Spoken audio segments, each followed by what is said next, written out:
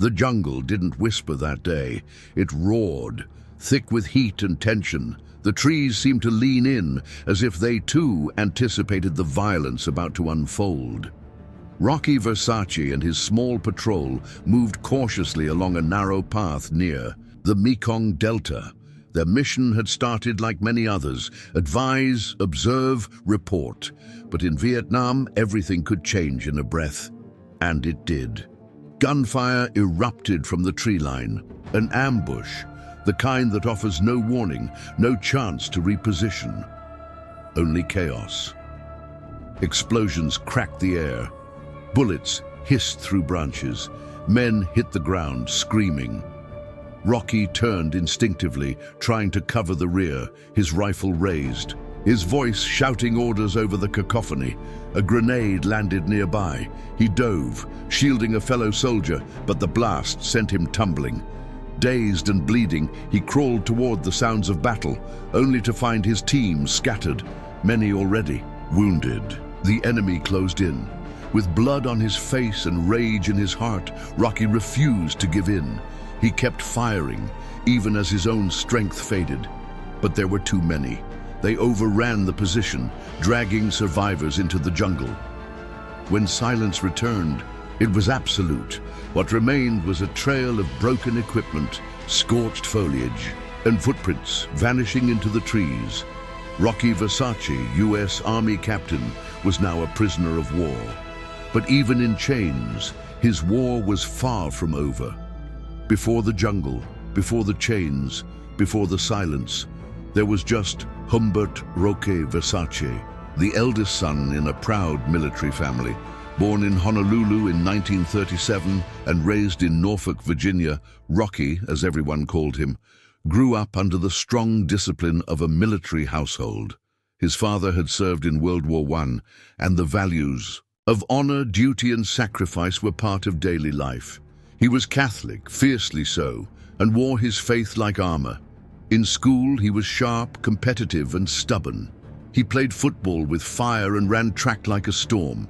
But what set him apart was his drive. Rocky wasn't interested in praise, he was interested in purpose. That purpose led him to West Point. At the United States Military Academy, he thrived. Academics, physical training, leadership drills, he took it all in stride. His classmates remembered him as intense, upright, even hard-headed, but no one questioned his heart. Rocky stood for something, and he stood tall. Upon graduation in 1959, he joined the armor branch, but soon requested a transfer to Special Forces. He didn't want to sit in tanks. He wanted to be where the people were, in the thick of things. Vietnam called, and he answered. Assigned as an intelligence advisor, he didn't just observe, he immersed. He learned Vietnamese fluently, ate local food, and moved among the villages like one of their own. Children followed him. Elders respected him. But beneath the kindness was steel. He trained with intensity, prepared with precision, and prayed with conviction. Rocky knew where he was headed, and he was ready, not just for war, but for whatever came after, because some men don't wait for greatness, they walk toward it. Vietnam was chaos, but Rocky Versace brought order where he went. Unlike many foreign officers who kept their distance from locals, Rocky broke barriers. Fluent in Vietnamese, he often spoke to villagers in their native tongue with such ease that people were stunned to learn he was American. He wasn't just stationed in Vietnam. He was present, in heart, in mind, in purpose. He didn't wear sunglasses to intimidate. He didn't bark orders to assert control.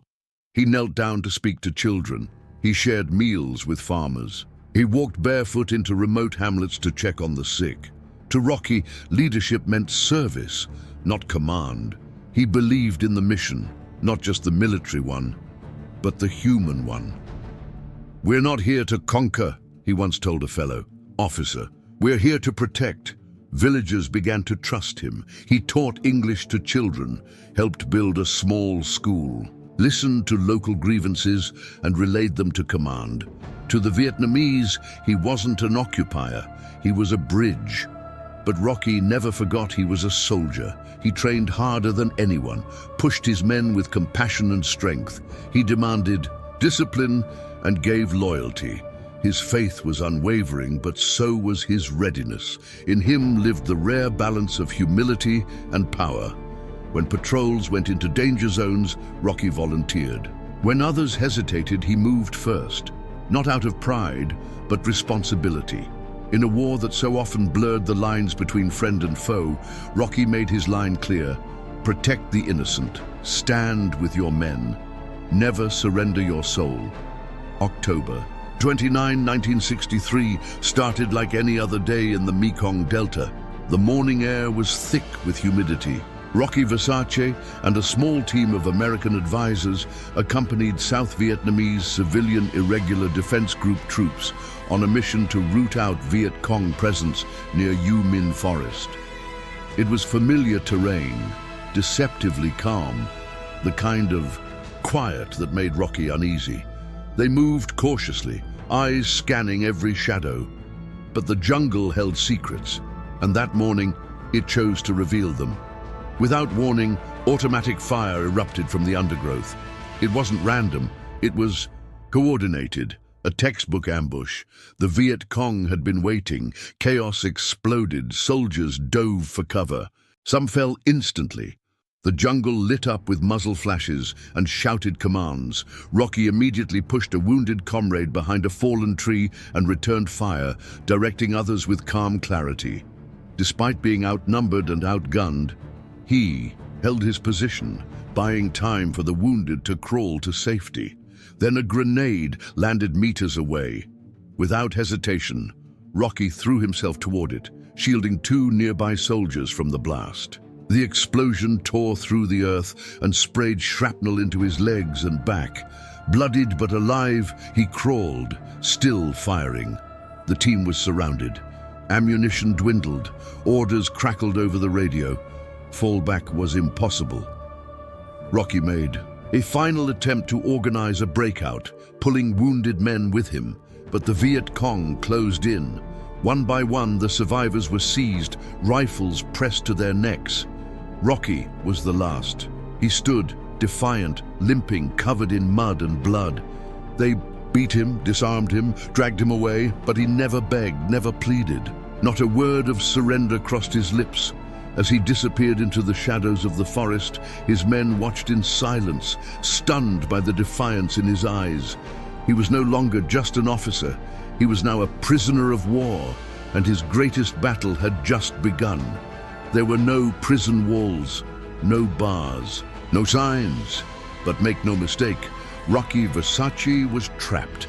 His captors kept him in makeshift bamboo cages deep in the jungle, surrounded by nothing but mud, mosquitoes, and silence. The Viet Cong didn't just want his body, they wanted his loyalty, his mind, his soul. They got none of it. The interrogations began almost immediately. Rocky was weak from blood loss, wounded, starving. Still, he met every question with silence or scripture. When they demanded cooperation, he recited the code of conduct. When they mocked his faith, he closed his eyes and prayed louder. He refused to break. His body withered. They gave him little food. Water came with threats. Some days they tied him to trees for hours under the scorching sun. Other days they left him in the cold rain, alone, hoping the elements would do what they couldn't, crush him. But Rocky endured. The other prisoners watched in awe. He was their oldest, their officer, their compass. When one of them faltered, Rocky whispered words of strength. When someone cried, he sang hymns in English and Vietnamese. Even chained, even feverish, he was their light. The Viet Cong tried everything. They promised better treatment if he signed false confessions. They threatened execution. They tortured, but Rocky only grew more defiant. "I will never betray my country," he said through cracked lips, "and I will never stop being a soldier." That line, spoken in a broken voice from a bruised man in rags, became legend. In the shadows of the jungle, where the world had forgotten them, Rocky became something more than a prisoner. He became a symbol, not of war, of resistance, of dignity. of a will that no cage, no rope, no cruelty could break. Even chained to bamboo poles, Rocky Versace stood taller than his captors. They tried to strip him of dignity. They starved him, mocked his religion, isolated him for weeks. But what they didn't understand was that Rocky's strength didn't come from food or freedom. It came from faith and conviction. Every morning, he sang the national anthem. Every night, he prayed aloud, not in whispers, but with force. English, Vietnamese, scripture and defiance blended together. His voice echoed through the jungle, carried by wind and fearlessness. Other prisoners clung to his words. His voice reminded them they weren't forgotten, that someone still believed. The guards beat him for it.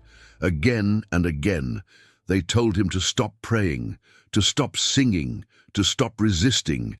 He never did. "I may be your prisoner," he once said to a guard, "but you'll never own my spirit." And they didn't. Even as his body weakened, his presence grew. New captives who arrived months later recognized his name. "You're Versace?" they'd ask. "We heard you refused to kneel." Rocky smiled through cracked lips. "I stand for all of us," he'd reply. His faith became contagious. Others began to speak up, to sing, to pray. The jungle that once felt like a grave now echoed with resilience. The Pa. Viet Cong grew desperate. They separated him from the others. But the damage was done. They couldn't silence what he had awakened. Rocky wasn't trying to escape the prison. He was breaking its walls from the inside. By late 1965, whispers moved through the prison camps like smoke. The Viet Cong had had enough of Rocky Versace. His resistance, his voice, his defiance, they couldn't break him, and now he was making others harder to control. His spirit had spread like wildfire. One night guards came for him. He was thinner than ever. Bones visible beneath torn fabric, eyes sunken but still sharp.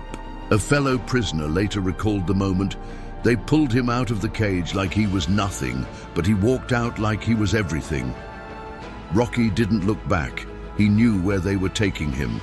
The prisoners heard shouting in Vietnamese. Accusations, demands, then silence, then the sound of a single gunshot.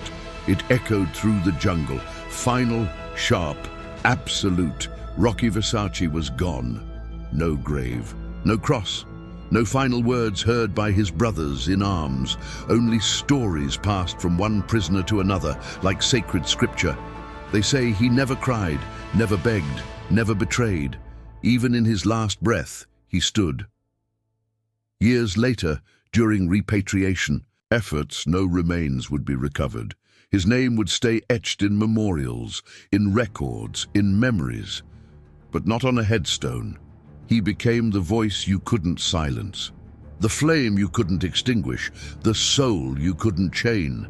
For years, Rocky Versace's story lived in whispers, carried by fellow POWs, veterans, and those who had seen his courage firsthand. But official recognition took much longer. War ended. Soldiers came home, some with medals, some with scars. Some, like Rocky, never returned. His family fought for decades to ensure his legacy would not fade. They spoke at events, wrote letters to Congress, gathered testimonies from surviving prisoners. All told the same story. Rocky never broke. Rocky never gave in. In 2002, nearly 40 years after his death, justice arrived. In a solemn ceremony at the White House, President George W. Bush posthumously awarded Captain Humbert Roque Versace the Medal of Honor, the nation's highest military recognition. It was the first time it had ever been given to an Army POW from the Vietnam War. As his brother accepted the medal, tears filled the room. A life cut short was finally honored in full, but Rocky's legacy didn't stop there. A statue was erected at the Vietnam Veterans Memorial in Alexandria, Virginia. Schools were named after him, scholarships founded in his memory. In military academies, his story became required reading. To young cadets, he is more than a name. He is a lesson of strength, of honor, of unwavering faith under unimaginable pressure. Rocky never lived to see the world remember him, but the world remembered anyway, and not because he asked for it, but because silence could no longer contain the echo of what he stood for. Rocky Versace never sought attention. He didn't fight to be remembered or to be called a hero. He fought because it was right, because protecting others mattered more than preserving himself, and in doing so, he became unforgettable. His story isn't about medals or parades. It's not about perfect battles or victories. It's about a man who faced the worst of humanity and never surrendered his own. In war, many are tested, but few stand unshaken when everything is stripped away. Rocky did. He showed that strength isn't always about firepower. Sometimes it's about a voice that refuses to be silenced, a prayer that doesn't stop, a soul that won't bow. Today, his name is etched not only in stone, but in the spirit of every soldier who refuses to give up, every prisoner who holds on to dignity, every person who chooses principle over fear. He is more than a chapter in history. He is proof that even in captivity a man can be free, and that the loudest act of defiance is to keep your faith. When everything around you tells you to let it go, if Rocky's story moved you, take a moment to honor the strength of those who fight battles not only with weapons, but with unshakable conviction. Leave a comment sharing what part of this journey impacted you most, and don't forget to like the video. Subscribe to American Overcoming Stories for more true accounts of courage, sacrifice, and the silent power of those who choose to stand when others fall.